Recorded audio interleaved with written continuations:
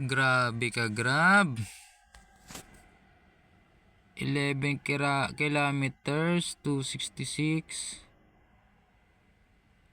Baba na pamasahe na ni Grab. Sumasabay na talaga siya kay InDrive. Dati mga 11 kilometers na yan, nasa 300 yan eh. Ngayon 266 na lang. Grabe ka, Grab. Ito 19 kilometers, so 380. Grabe. Kay Joyride 15 kilometers, nasa 440, 420, 15 kilometers kay Joyride. Kaya ito try natin si Joyride bukas. Focus tayo kay Joyride. Tingnan natin kung saglit lang natin kitain yung 3K sa 14 hours. Tignan natin kay Joyride kung magkano kikitain natin. Yan, bukas yung plano natin mga paps.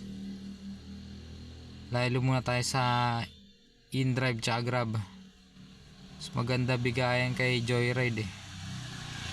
Kaso sa umaga lang siya malakas. Sa gabi delikado na. Kasi puro holdapan na eh. Grabe, 11 kilometers, 278. Partida, naka-saver pa yan 278, 11 kilometers. Tamantalang dito 266 11 kilometers. Standard pa yan. Grabe ka, Grab